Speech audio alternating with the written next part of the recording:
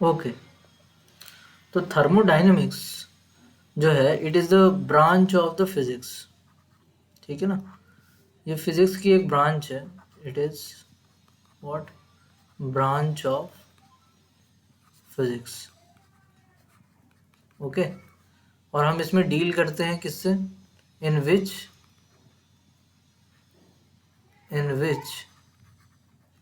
We deal with, आपको पता है, टेम्परेचर एंड हीट। आपके में तो केवल एक चैप्टर ही है ना, बट क्या है, हम इसमें डील करते हैं टेम्परेचर और हीट के साथ डील करते हैं। जहाँ भी टेम्परेचर और हीट दिखाई देगा तो आप समझ जाइए कि we are talking about what, thermodynamics. Okay okay, ठीक है। अब इसमें ना सबसे जो पहली बात है वो ये है कि इसमें अलग अलग सिस्टम्स हैं, है ना। मतलब जैसे जब भी आप कुछ भी एनालिसिस कर रहे हो तो वो एक बॉडी होगी ना, या फिर बॉडी होगी, गैस होगी, वाटर होगा, या कुछ होगा, तो उसे सिस्टम बोलते हैं।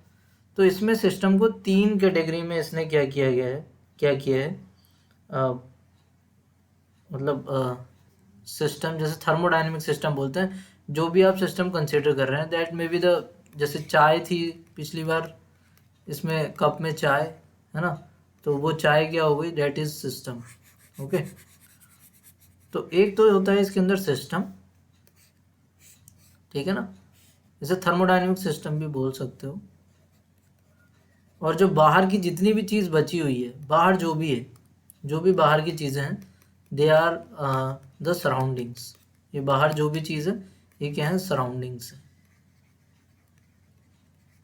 जितना भी बचा सब सराउंडिंग्स में काउंट होता है, ठीक। और ये है आपका सिस्टम, ये चीज़ है, ठीक।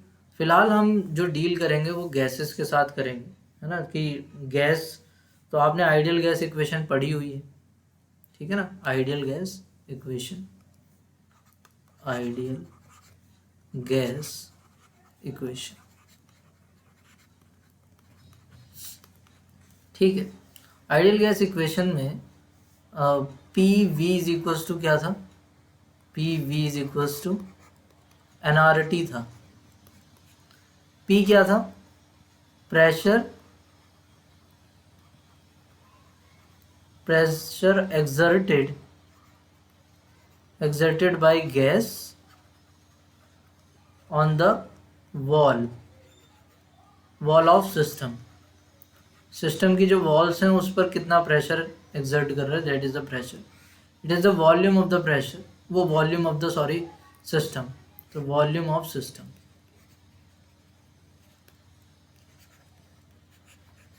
ठीक है ना।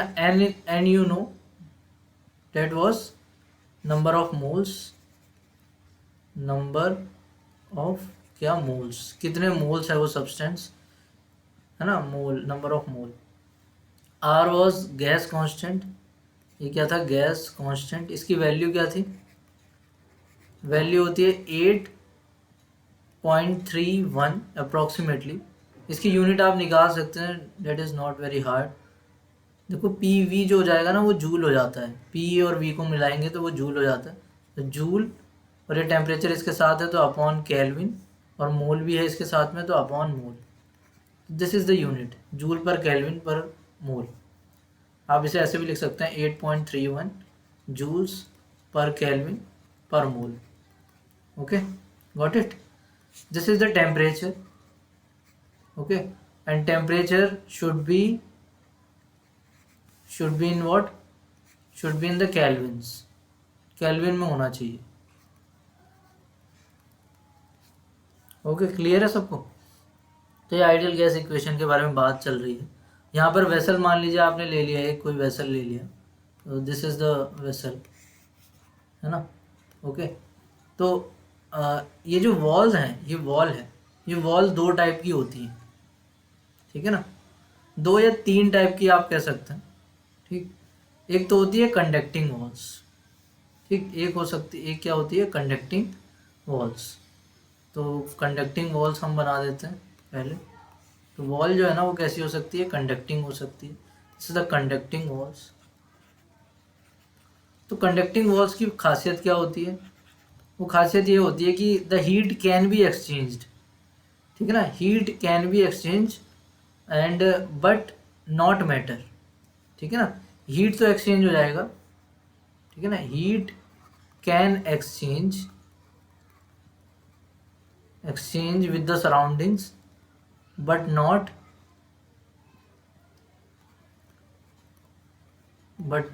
what material, साइड में लिख देते हैं, ठीक है ना। इसका मतलब आप समझ रहे हैं, हीट कैन बी क्या, transferred but not material. Material मतलब लाइक गैस है ना, गैस ही होती है जनरली, तो गैस है, तो गैस बाहर तो जा नहीं सकती क्योंकि कंडक्ट वॉल्स हैं भाई, कंडक्टिंग वॉल्स हैं, यहाँ से जाएगी नहीं बाहर, है ना, तो यहाँ से नहीं जाएगी तो यानी कि मटेरियल तो नहीं जा रहा। लेकिन क्या है कि ये कंडक्टिंग वॉल्स है, यानी कि हीट अगर है तो ये गर्म हो जाएगी वॉल, अगर मान लो गैस गर्म है तो इसके साइड में भी अगर कोई सिस्टम होगा तो वो भी क्या हो जाएगा, गर्म हो जाएगा, है ना। जैसे मान लो इसके साइड में कोई सिस्टम है, या फिर हम एक काम करते हैं, इसी में एक वॉल बना देते हैं ना, जस्ट लाइक, पहले इसे मिटा दूंगा, ये बन गई wall, this is the conducting wall, the conducting, okay. तो मतलब नहीं, इसकी वजह से क्या होगा, टेम्परेचर दोनों जगह सेम हो जाएगा, क्योंकि हीट जा सकती है तो टेम्परेचर भी, टेम्परेचर कहीं ना कहीं हीट से रिलेटेड ही है ना, okay. Not pressure and volume, तो ये तीन वेरिएबल्स हैं जिनके बारे में हम बात कर रहे हैं। जैसे ये सिस्टम है तो इसके अंदर कुछ प्रेशर होगा, इसके अंदर इसका कुछ वॉल्यूम होगा, और कोई ना कोई गैस ने टेम्परेचर ऑक्यूपाई कर रखा होगा, ठीक है। तो ये एक सिस्टम हो गया। एक दूसरी भी वॉल आप बना सकते हैं, है ना, दूसरी टाइप की वॉल, उसकी एक खासियत है, जैसे ये सिस्टम हो गया, है ना, ओके, और हमने यहाँ पर एक वॉल बनाई है ऐसे, तो ये वॉल जो है ना ये थोड़ी स्पेशल है। स्पेशल क्या है इसमें कि it is insulating, okay, insulating है ये, तो यानी कि हीट ना तो हीट जाएगी और ना ही इस चैम्बर से इस चैम्बर में ना ही हीट जा पाएगी और ना ही टेम्परेचर। तो यदि अगर इसका टेम्परेचर T1 है और इसका T2 ही रहेगा, मतलब टेम्परेचर में कोई एक्सचेंज नहीं, हीट नहीं जाएगी तो टेम्परेचर भी नहीं चेंज होगा, तो this is called non conducting wall या फिर इंसुलेटिंग वॉल। क्या हो गया, इंसुलेटिंग वॉल, ठीक है ना, ओके। कौन आया है बच्चा, विशाल, ओके विशाल, टाइम से आया करो, ये कोई टाइम नहीं है, ठीक है ना, इतना ज़्यादा लेट नहीं हुआ जाता। ये इंसुलेटिंग वॉल है, इंसुलेटिंग वॉल में हीट और मैटर दोनों ही एक्सचेंज नहीं हो सकते, heat as well as matter can not exchange, ठीक है ना, दोनों ही चीज़ें एक्सचेंज नहीं होंगी, ओके। अच्छा, अब एक टर्म है that is called the thermal equilibrium, है ना। थर्मल हम कब बोलते हैं कि two bodies are thermal two bodies are in the thermal equilibrium, है ना, थर्मल इक्विलिब्रियम। वैसे इक्विलिब्रियम तो कई टाइप के हैं, थर्मल है, मैकेनिकल है ना, और केमिकल भी इक्विलिब्रियम है, ठीक। तो फिलहाल हम लोग पहले थर्मल पढ़ते हैं, अगर इसमें होगा सिलेबस में केवल थर्मल इक्विलिब्रियम नहीं दिया हुआ है, ठीक है, तीनों ही इक्विलिब्रियम्स दिया, तो इक्विलिब्रियम में अच्छे से बात कर लेते हैं फिर इक्विलिब्रियम पर, ओके। तो इक्विलिब्रियम में it is related to this की सारी चीज़ें सेटल डाउन हो चुकी हैं, है ना, इक्विलिब्रियम मतलब मोटी मोटी बात यह है कि अब कोई कुछ हो नहीं रहा आगे, सारी चीज़ें सेटल डाउन हो गई हैं, है ना, सेटल हो गया है सबका। अब वो टेम्परेचर भी हो सकता है, वो प्रेशर भी हो सकता है, और वो कुछ और भी चीज़ें हो सकती हैं। फिलहाल 3 टाइप के हैं, हम देख लेते हैं कौन कौन से 3 टाइप के हैं इक्विलिब्रियम। तो जो पहला इक्विलिब्रियम है दैट इज द मैकेनिकल दिया हुआ है। चलो मैकेनिकल के बारे में बात कर लेते हैं। मैकेनिकल इक्विलिब्रियम, है ना, इसमें एक सिस्टम ले लेते हैं, ये अपन ने एक सिस्टम ले लिया, है ना। ओके, तो क्या होगा कि अगर आपने यहाँ पर एक स्लाइडिंग वॉल लगा रखी है, वॉल कैसी है, स्लाइडिंग वॉल, ओके, स्लाइडिंग और इंसुलेटिंग भी है ये, साथ ही साथ इंसुलेटर भी है, इंसुलेटिंग है, ऐसा लगा दी, है ना, ये स्लाइड कर सकती है वो। तो क्या होगा, मैकेनिकल इक्विलिब्रियम तब होगा जब दोनों तरफ ऐसा हो जाए प्रेशर, जैसे मान लो इसमें P1 था, इसमें P2 था, तो वॉल इस तरीके से स्लाइड हो गई, ठीक, क्योंकि ज़्यादा प्रेशर से कम प्रेशर की तरफ क्या होता है, फोर्स लगता है, तो अब कोई फोर्स नहीं है। मैकेनिकल में आपने पढ़ा हुआ है कि भाई नेट फोर्स क्या हो जाता है, ज़ीरो हो जाता है, तो इसलिए प्रेशर दोनों तरफ कैसा होगा, सेम होगा। थर्मोडायनेमिक्स में हम इस चीज़ को प्रेशर से शो करते हैं, ठीक है ना। तो अगर प्रेशर क्या हो गया है, सेम हो गया है, तो आप बोल देंगे क्या कि भाई ये इसने अटेन कर लिया है मैकेनिकल इक्विलिब्रियम। तो क्लियर, ओके। फिर आता है कौन सा आपका, थर्मल इक्विलिब्रियम, थर्मल, है ना। तो थर्मल में वही कंडक्टिंग हम लोग वॉल यूज़ करेंगे, और कोई स्लाइडिंग वॉल यूज़ नहीं कर रहे हैं हम लोग, है ना, लेकिन कंडक्टिंग है वो वॉल। कैसी है भाई, कंडक्टिंग वॉल है।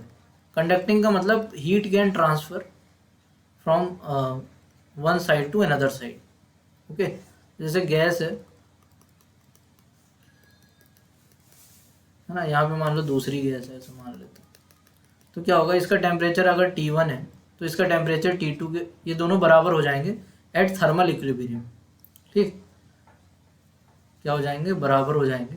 तो you can write T1 is equals to what, T2। दो सिस्टम के अगर टेम्परेचर बराबर हैं तो we will call it as they are in thermal equilibrium, okay, ठीक है भाई। आगे बढ़ते हैं।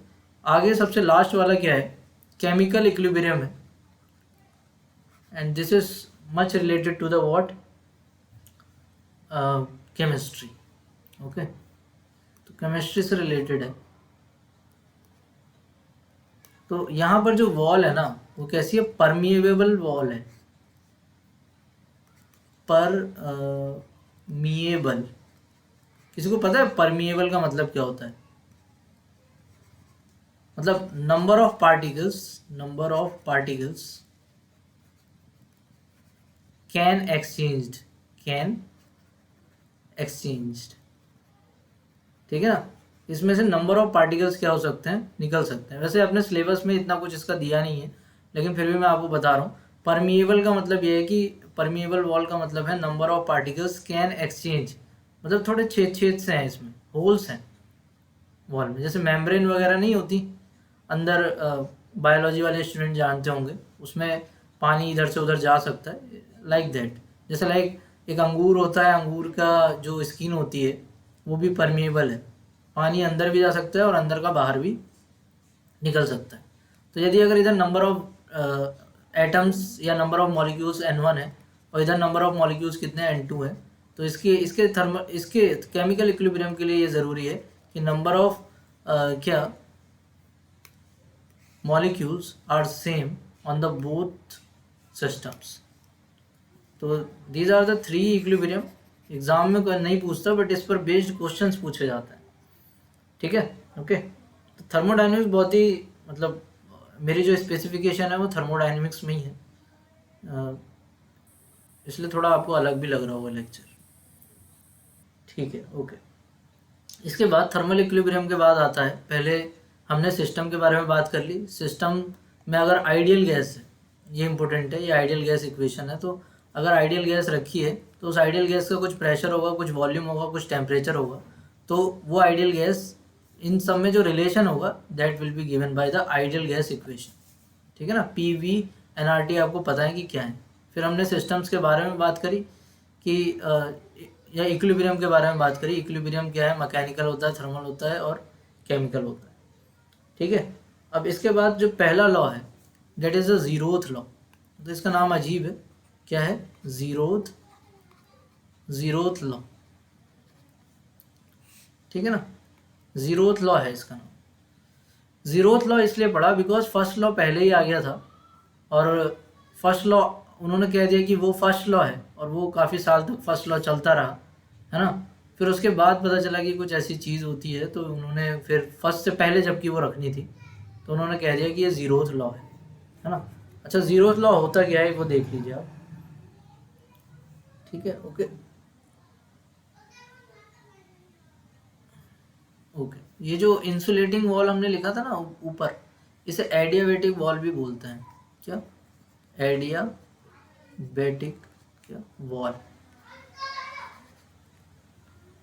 ठीक है ना, this is like zeroth law. ये है कि if one body A with the thermal equilibrium with what B, B से वो किस में है, थर्मल इक्विलिब्रियम में है। These two are in thermal equilibrium. ठीक है ना, बोथ आर इन क्या,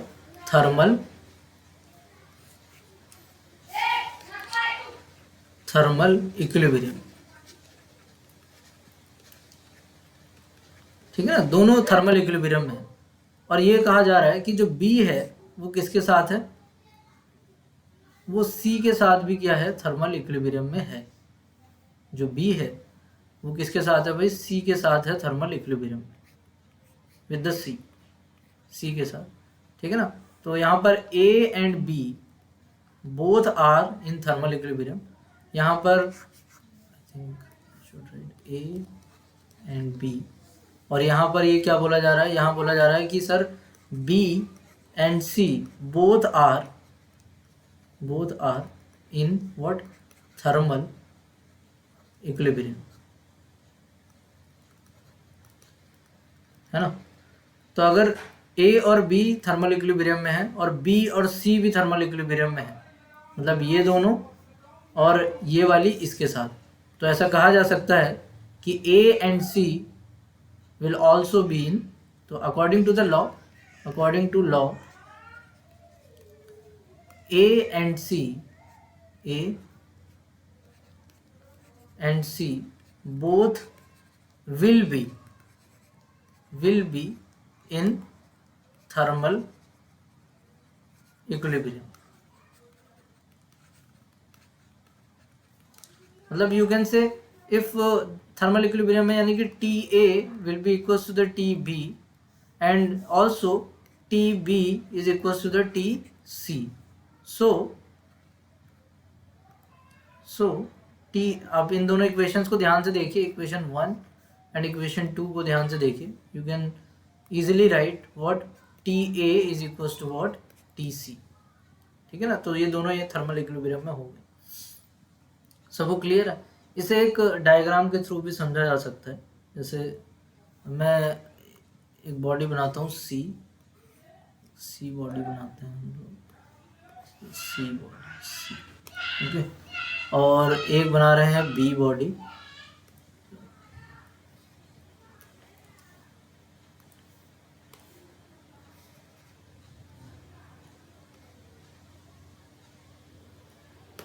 ठीक है ना, और एक बनाते हैं हम लोग सी बॉडी।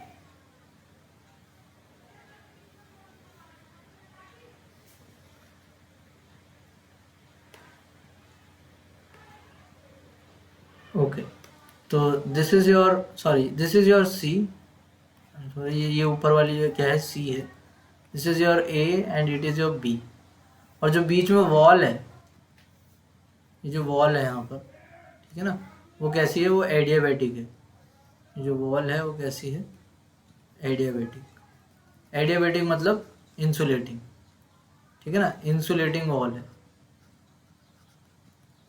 वॉल। ठीक है ना, यहाँ एक वॉल है, इस जगह पर एक वॉल है, ये वाली, ये जो वॉल है वो कैसी है भाई? This is conducting wall, this is वो कंडक्टिंग,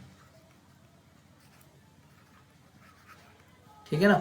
तो आप देख सकते हैं अगर कंडक्टिंग वॉल है तो heat can exchange from A to C and B to C both, है ना। तो इन दोनों के टेम्परेचर टी ए का जो टेम्परेचर है वो टी सी के इक्वल हो जाएगा, एंड टी बी जो है वो टी सी के हो जाएगा, यानी कि ए और बी भी आपस में क्या हो जाएंगे? बराबर, है ना। ऐसा लिख सकते हैं।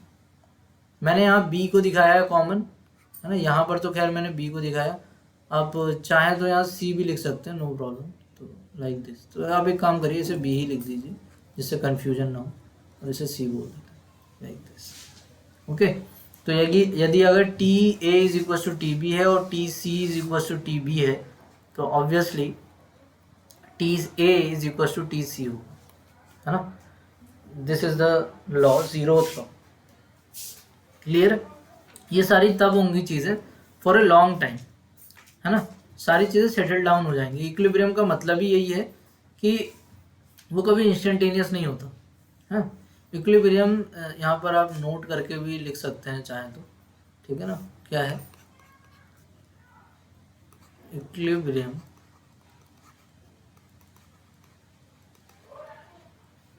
टेक्स लॉन्ग टाइम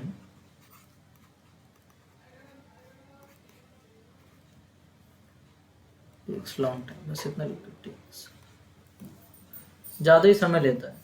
ऐसा नहीं, इंस्टेंटेनियस चीज़ में आप इक्विलिब्रियम नहीं कह सकते। ऑल दो कंडीशन चाहे ट्रू हो जाए, मान लो कि T A is equal to T C किसी समय पर हो गया, लेकिन उसके बाद नहीं है वो चीज़, तो आप उसे इक्विलिब्रियम नहीं बोलेंगे, ठीक है। ओके, अब कुछ चीज़ें हैं सिस्टम से रिलेटेड, टर्मोलॉजी है ना। Heat, internal energy and work, ये समझना है हम लोग।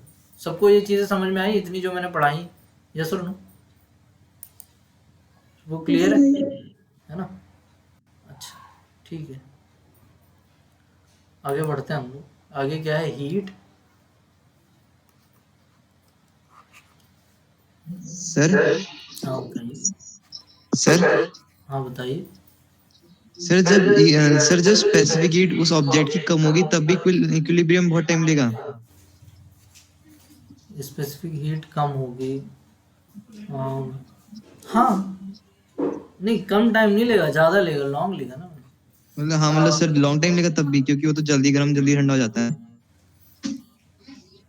चलो लॉन्ग की जगह सम लिख दो, मतलब थोड़े टाइम बाद होगा, ऐसे इंस्टेंटेनियस वाला नहीं रहेगा, ठीक है। ओके, अच्छा ठीक है सर। सम टाइम लिख दो, लॉन्ग कोई ज़रूरत नहीं। Okay, nice question. Okay, work, ये चीज़ें हमें समझनी है बिकॉज ये सिस्टम से रिलेटेड है। With the help of these three things we will establish the first law of the thermodynamics. अभी जीरोथ लॉ देख लिया आपने, है ना। ओके, अब फर्स्ट लॉ और देख लेते हैं क्या चीज़ है। तो उसके लिए हमें ये समझना पड़ेगा हीट, इंटरनल एनर्जी और वर्क। तो मैं से आपको ऐसे ही डायग्राम के थ्रू समझाता हूँ, कुछ है नहीं, ईजी है, ठीक। ये मान लीजिए कि कोई सिस्टम है ना, और इस सिस्टम के अंदर क्या है? गैस है, और ये पिस्टन है रखा हुआ, है ना।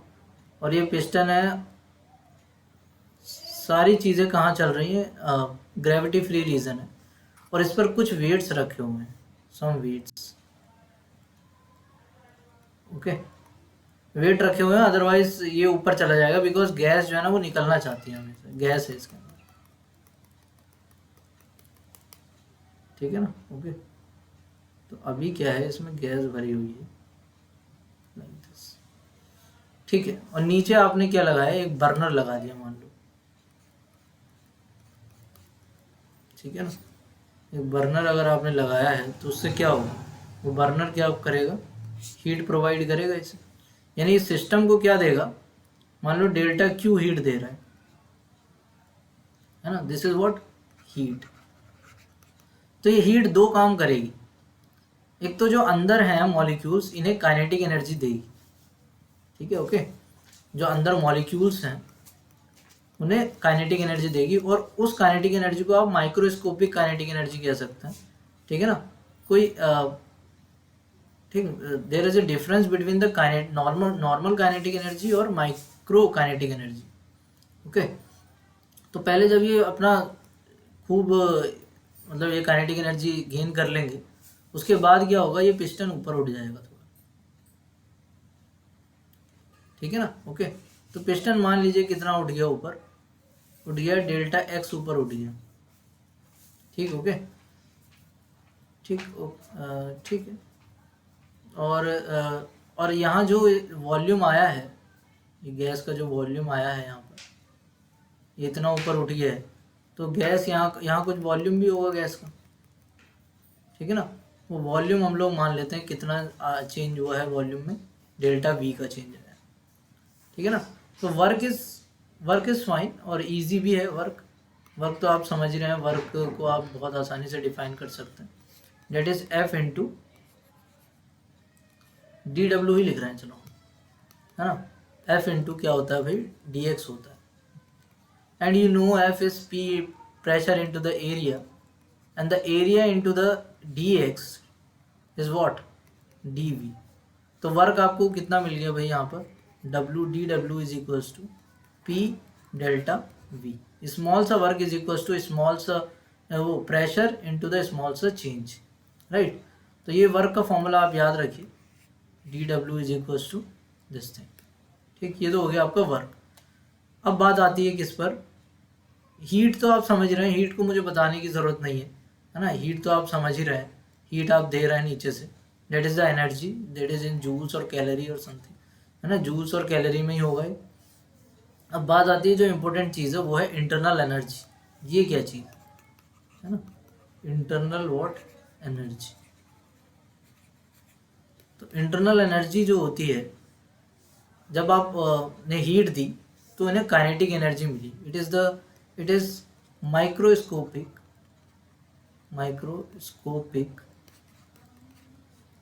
Kinetic energy of what molecule in the container और वेसल, ठीक है ना, माइक्रोस्कोपिक काइनेटिक एनर्जी, ठीक। तो जैसे हीट देंगे तो ये बहुत तेज़ी से भागने लगेंगे इधर उधर, ठीक है ना, और प्रेशर भी एक्सर्ट करेंगे वॉल पर, ठीक, इस तरीके की चीज़ है। तो internal energy is like that, you can write, इस तरीके से लिख सकते हैं आप, delta U is equals to kinetic energy of the molecule. इसे और ज़्यादा डिटेल में हम लोग पढ़ेंगे कहाँ पर, इससे अगला chapter that is kinetic theory of gases, ठीक है ना। वहाँ पर हम जानेंगे कि अभी तो फिलहाल ये आइडियल गैस के लिए, this is true only for the ideal gas. तो ज़रूरी नहीं केवल काइनेटिक एनर्जी के बराबर ही हो internal energy, it is for only the ideal gas, otherwise it will change. Okay, ठीक है।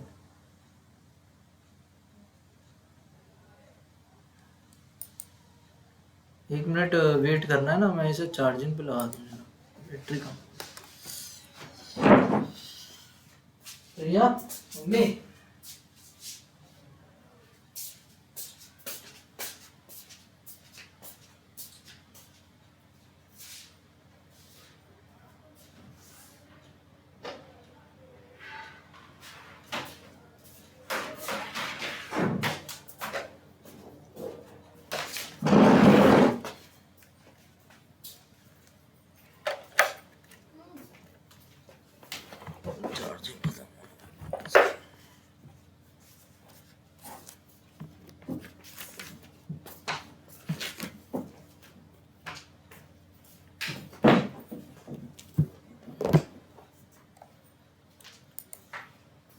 ओके, ठीक है। तो आपको आइडिया मिल गया ये काइनेटिक मतलब इंटरनल एनर्जी क्या चीज़ है ना। That is the microscopic kinetic energy of the molecule. इसे एक एग्जांपल के थ्रू समझते हैं कि माइक्रोस्कोपिक का मतलब क्या है ना। जैसे आपके पास एक चैम्बर है, उसके अंदर क्या है, गैस है ना। तो इस गैस की इंटरनल एनर्जी होगी, इंटरनल एनर्जी मान लीजिए किससे डिनोट कर रहे हैं आप, यू से कर रहे हैं। This is change in internal energy, है ना। तो मुझे यहाँ पर केवल यू लिखना चाहिए, डेल्टा यू नहीं लिखना चाहिए, यू केवल, है ना। तो इंटरनल एनर्जी यू है। आपने क्या किया, इस पूरे चैम्बर को किस पर रख दिया, एक ट्रॉली पर रख दिया मान लो, है ना। यहाँ पर ये आपने क्या रख दिया, चैम्बर को रख दिया, ठीक है ना। और ये जो ट्रॉली है ये v स्पीड से जा रहा है, v स्पीड से। तो आपसे पूछा जा रहा है कि इंटरनल एनर्जी कितनी होगी इस केस में, है ना। ये अभी रेस्ट में है और ये मूविंग है, तो मतलब u से ज़्यादा होगी या u से कम होगी या u के बराबर रहेगी, ठीक है ना। ये जो स्पीड है वो मैक्रोस्कोपिक स्पीड है, मैक्रो मतलब बड़ा, स्कोपिक स्पीड या ऐसे ही नॉर्मल स्पीड भी लिख दो, इतना भारी भरकम वर्ड। तो इसकी जो इंटरनल एनर्जी रहेगी, internal energy at this time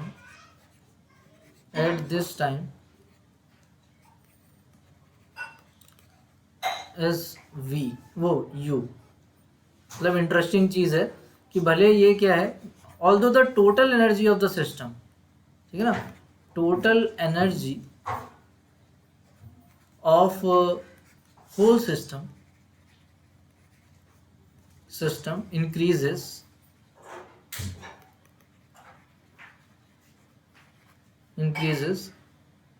not internal energy of what, gas, ठीक है ना। गैस की जो इंटरनल एनर्जी है वो चेंज नहीं होगी, जबकि, है ना, ओके, जबकि टोटल पूरा जो सिस्टम है ये, इसकी एनर्जी क्या होगी, चेंज हो जाएगी, लाइक दिस, ठीक है। तो याद रखिए जो इंटरनल एनर्जी है that only depends on the microscopic kinetic energy of the molecule, not macroscopic, है ना, ओके। तो ये इंटरनल एनर्जी पर बात हो गई। तो मैंने क्या वर्क भी बता दिया आपको और इंटरनल एनर्जी के बारे में भी बातें बता दी, है ना। तो आपने जो हीट दी, तो फर्स्ट लॉ ऑफ थर्मोडायनेमिक्स है क्या, है ना। अब हम पढ़ते हैं क्या, first law of thermodynamics, first law of thermodynamics.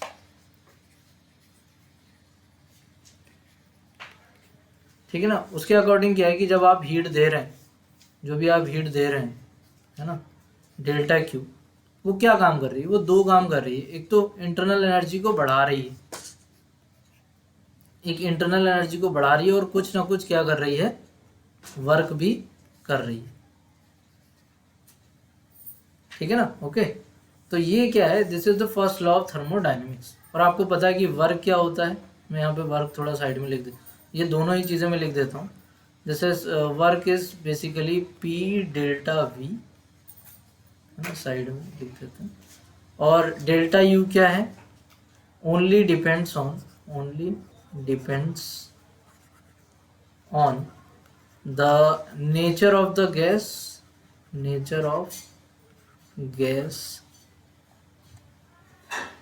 and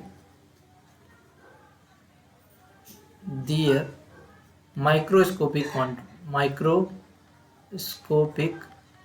kinetic energy. This is the thing, okay.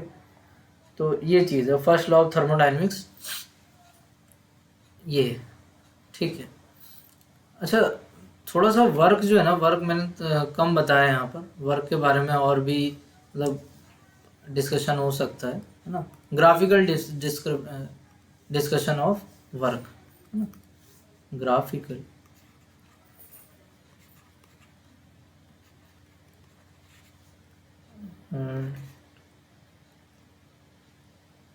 या पीवी ग्राफ लिख दीजिए, है, simply PV graph.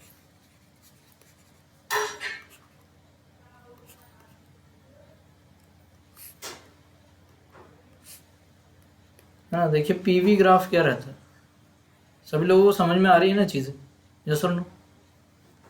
Yes sir. है ना, पीवी ग्राफ में जैसे लाइक आपके पास कोई गैस है, ये देखिए जो भी ग्राफ है जो पहली एक्सिस पर होता है उसे कहाँ पर डिनोट किया जाता है, जो पहले लिखा होता है उसे वाई एक्सिस पर डिनोट करते हैं। This is like your Y and this is your x। तो इसे कहाँ डिनोट किया जाएगा, y यहाँ पर। It is pressure, this is pressure, it is volume. तो मान लो कोई क्या है कि कोई प्रोसेस है, मान लेते हैं जैसे like this is a process. यहाँ वन पॉइंट से दूसरे पॉइंट पर गई, गैस को एक स्टेट से दूसरी स्टेट पर ले आए। यहाँ बहुत सारी स्टेट है, ठीक है ना। ये इनिशियल स्टेट है, मतलब सिस्टम इस स्टेट में है। इनिशियल स्टेट में कुछ P1 V1 T1 होगा, राइट। और फाइनल स्टेट मान लेते हैं ये फाइनल स्टेट है। तो यहाँ पर जो प्रेशर होगा P2, वॉल्यूम V2 और टेम्परेचर कितना हो गया बेटा, T2 हो गया, ठीक है ना। ये दो आपने क्या कर दी यहाँ पर स्टेट स्पेसिफाई कर दी, लाइक दिस, ओके।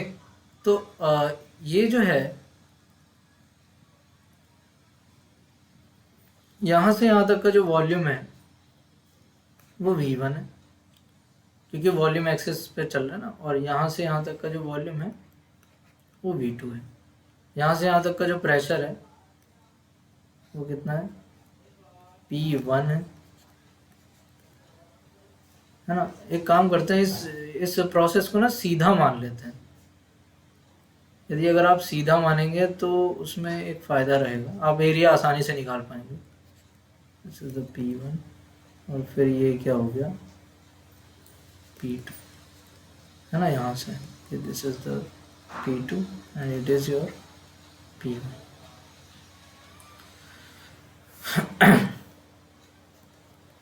ओके, तो क्या है ना, जो इसने एरिया इनक्लोज किया है, the area enclose by this, the process was the arrow of the process like this, इस तरीके से हो रही है प्रोसेस इनिशियल से फाइनल। यानी एट द एंड वॉल्यूम भी बढ़ रहा है और प्रेशर भी बढ़ रहा है, आप देख सकते हैं। इनिशियल प्रेशर और वॉल्यूम ये है, इस पॉइंट से दिए जा रहे हैं, फाइनल इस पॉइंट से दिए जा रहे हैं, ठीक है ना। ओके, तो मैंने आपको जब स्टार्टिंग में मैं पढ़ा रहा था ग्राफ्स वगैरह के बारे में, ठीक है ना, तो एरिया अंडर द कर्व कैसे लिखा जाता है। अगर जब आप लिखते हैं area under the curve, under the what curve, तो कैसे लिखते हैं, इंटीग्रेशन ऑफ y dx, ऐसे तो लिखते हो। तो यहाँ पर क्या लिखा जाएगा, y एक्सिस पर कौन है P और x एक्सिस पर कौन है dv, P dv। तो this is also the definition of what, work, ठीक है ना। तो यू कैन से area under the curve, area under the curve is denoting the work, है ना। वो work between 1 to second state, है ना। इन दो स्टेट्स के बीच में जो वर्क हुआ है वो क्या है, वो ये है, ठीक है ना। तो इसे भी याद रखिए, बहुत ही इंपॉर्टेंट है फॉर्मूला, ग्राफ पर बेस्ड क्वेश्चन आ जाता है जनरली, है ना। तो आप ऐसे ही कर पाएंगे कि वर्क अगर आपको निकालना है तो आप एरिया के साथ जाएंगे, आप एरिया से आसानी से वर्क फाइंड आउट कर सकते हैं, ठीक है ना। If you know the area under the curve can find out the work easily, ठीक, ओके। तो ये एक चीज़ है जो मैं बताना चाह रहा हूँ। इस पर बेस्ड जैसे क्वेश्चन कई बार नीट और आईआईटी में भी क्वेश्चन आ चुका है, जैसे लाइक इस तरीके से दिया हुआ है, एक प्रोसेस है लाइक इस तरीके से है, या फिर मान लो ऐसे, है ना, इस तरीके से, ओके। तो this will be your final state, okay, this will be your final and this will be your initial state. ये सारी चीज़ें दे रखी हैं यहाँ पर। ये दिया है इसके करस्पॉन्डेंस 1 पास्कल दिया हुआ है, और इस वाले पॉइंट के करस्पॉन्डेंस कितना पास्कल दिया है, 3 पास्कल। इस वाले पॉइंट के करस्पॉन्डेंस क्या दिया है, 1 सेंटीमीटर क्यूब दिया है, या यू कैन से 1 सेंटीमीटर क्यूब मान लो, 1 काफ़ी कम हो जाएगा, एक काम करते हैं हम लोग 200 सेंटीमीटर क्यूब ले लेते हैं। और फिर इसके करस्पॉन्डेंस जो वॉल्यूम आ रहा है डेट इज़ कितना, 700 सेंटीमीटर क्यूब, है ना। ओके, तो आपसे पूछ रहा है what is the work in this process. क्या कह रहा है कि work in this process in joules में निकालना है, ठीक है ना। तो एक आपको पता है कि एरिया अंडर द कर्व क्या है, वो ये है, ये जो लाइन है। तो ये कितना एरिया कवर कर रहा है, ये एरिया कवर कर रहा है ना। ओके, यही तो एरिया कवर कर रहा है, कौन सा, यस सर। This one. तो ये एरिया है, ये वाला। ठीक, तो ये एरिया निकाल लीजिए, क्या इसमें कौन सा बहुत बड़ी बात है, आसानी से निकल जाएगा। देखिए कैसे निकलेगा। तो ये एक ट्रपेजियम है ना, इसे ए मान लो, बी सी डी। तो एरिया ऑफ ट्रपेजियम क्या, A B C D is equal to work हो जाएगा सिंपली, है ना। ओके, अच्छा अच्छा, यहाँ पर यदि आप देखें, अभी ये केवल वर्क ना, साइन आपको नहीं बता रहा है। साइन के लिए मैं बताऊंगा कि आपको क्या करना है ना। साइन कैसे पता सर लगाना है। नेगेटिव होगा। क्या कह रहे हो। सर हाँ, नेगेटिव होगा। नेगेटिव होगा बिकॉज, ठीक, वो मैं अभी बताता हूँ। फिलहाल इसका एरिया निकाल लेते हैं। एरिया क्या आ जाएगा, half into the sum of the parallel lines. तो parallel lines 1 pascal with units ही डाली, 3 पास्कल, और into the height between them. Height कितनी हो गई, ये हो गई, ये हो जाएगा 700 माइनस 200 यानी कि 500 सेंटीमीटर क्यूब। तो 500 क्या सेंटीमीटर क्यूब। तो इसे सॉल्व कर लीजिए, क्या आएगा, half this will be 4 pascal और इनटू क्या हो गया, हाँ ठीक है ना। पास्कल की जगह ना आप एटीएम लिख लीजिएगा, यहाँ पर पास्कल बहुत कम हो जाएगा, एटीएम।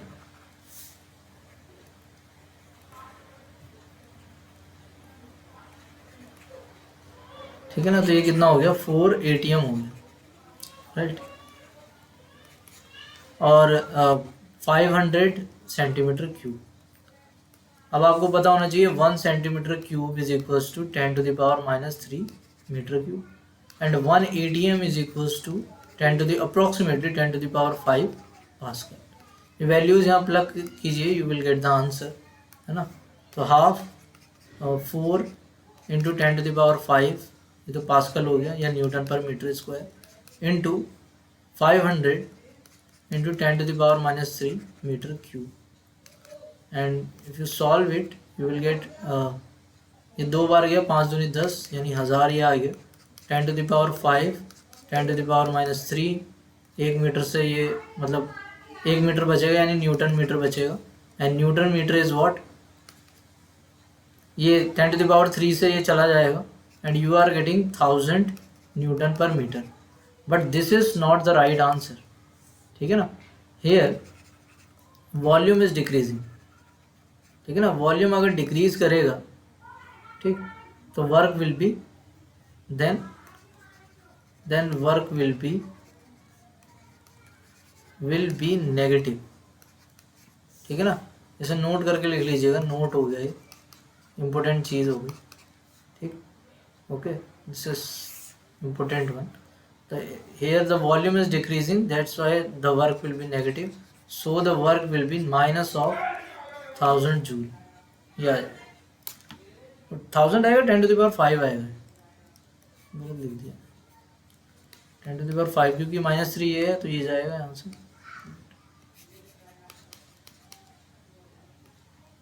क्लियर है सबको ये।